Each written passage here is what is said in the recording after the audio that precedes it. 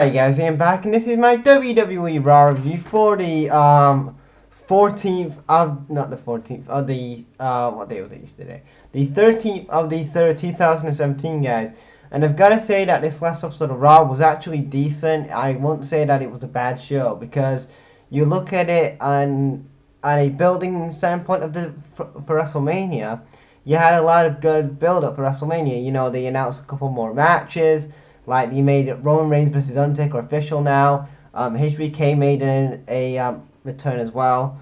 So yeah, overall that was a good there. And also they're gonna have a number one contenders match tonight on 205 Live for Neville's title, which I know is gonna be Austin Aries.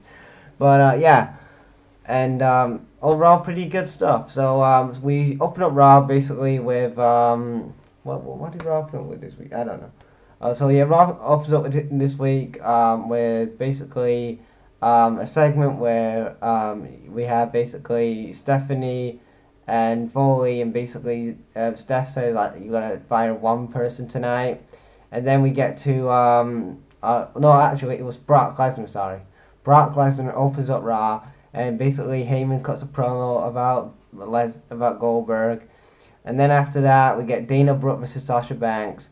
It was a decent match. I wouldn't say it was good either because it's Dana Brooke and she's still green as hell in the ring. Sasha won with a handful of attacks, so obviously that is still teasing into her heel turn.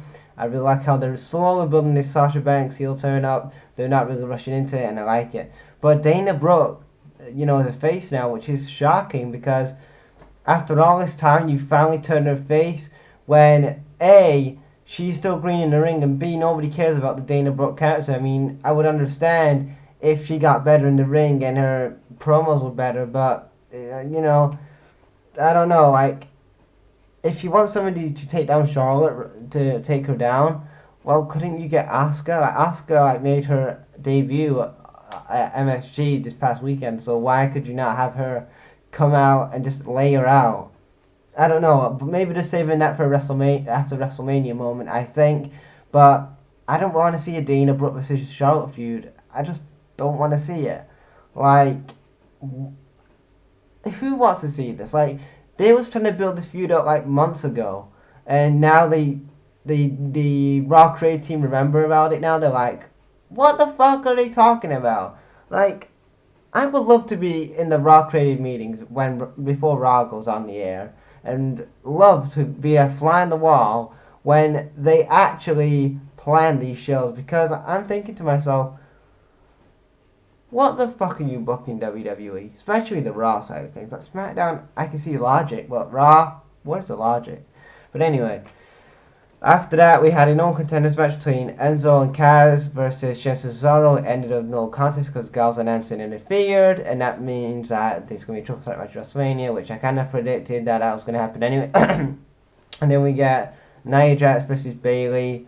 I can't remember what happened in this match. I wasn't paying attention, so I cannot talk about it. Then we had some cruiserweight matches. Don't care about them.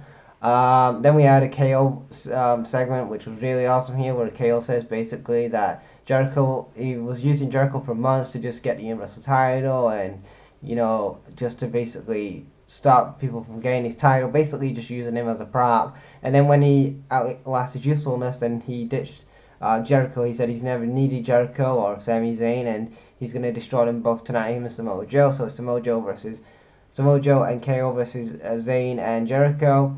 It was a good match. The heels lose by DQ because of kind of a DQ finish. But yeah, it looks like to me it looks like it's going to be obviously Jericho and KO's video style, but and then Sami Zayn versus Samoa Joe. And then we had the New Day segment that they would kind of do. They had like a host segment, this kind of thing, where basically they're doing like a talk show thing. This was a total filler, and this was just basically to have Big Show versus Taz O'Neill, which I don't care for. Big Show went over, whatever, total waste of time. And then we had what was next? Then we had then we had the Mick Foley Stephanie segment at the end. I want to really skip to that because that was really good. Where basically Stephanie was basically saying, who are you gonna fire, Mick? and basically he says like, it's gonna be you, Stephanie, and all the fans like, yes, yes, yes, and I was hoping that finally they was actually gonna get rid of the Stephanie McMahon character. Now I like Stephanie McMahon, but the character of Stephanie McMahon is so, oh my god, it takes up so much TV that, I mean, I remember the time when Hulk Hogan used to take up loads of TNA segments. Like, that's what Stephanie's doing with WWE right now. She's taking up loads of Raw segments. Oh my god. Anyway, but yeah, after that, Triple H comes out and confronts Foley, saying that if you don't follow Stephanie's orders, then basically your kids are going to get fired. Like, Noel's not going to become a women's not going to become a women's wrestler, and Dewey, who is doing something in Stanford with WWE, I don't know what he does. He's going to be fired anyway because obviously his kids. If you don't watch Holy Foley, I've seen it once. Basically, Noel wants to be a fucking wrestler. It's all about Noel anyway. And then Dewey got a job in WWE. I don't know what he does. I think he's a writer or some shit, whatever. But yeah, and then that pisses off Foley, and then basically Foley gets fired. And yeah, so that's his way of getting rid off TV, because obviously he's had this hip surgery for like months. So who is the next Raw GM? Now, I've had a lot of kind of thoughts about this. Now, would they bring back an old heel like a John Laurinaitis? I mean, he's backstage, he's a road agent. Would they bring back Kurt Angle as a heel or as maybe face GM? Maybe face because he's now a WWE Hall of Famer, but you know. Or did they bring back Eric Bischoff? I'm back! Oh, yeah, I totally shouldn't have done that. But anyway, would Eric Bischoff come back? I had this idea that popped in my head about, wouldn't it be awesome to have Eric Bischoff come back to Raw the night after WrestleMania and say, the next Raw GM is Eric Bischoff? That would be pretty awesome, but yeah. And then I want to talk about this Shawn Michaels and Roman Reigns segment real quick. Basically, Roman Reigns had a match with Jinder Mahal. Filler, I don't care about it.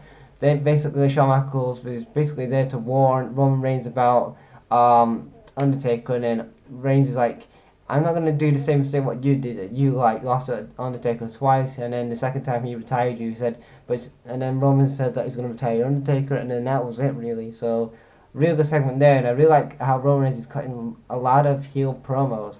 I mean, especially this last episode was a really good heel promo. But yeah, overall, I think that this Raw had its good points and it had its bad points in my opinion. But yeah, overall, I'm still excited for WrestleMania, and SmackDown's tonight, so I'm going to check that later on. So I'll check you later.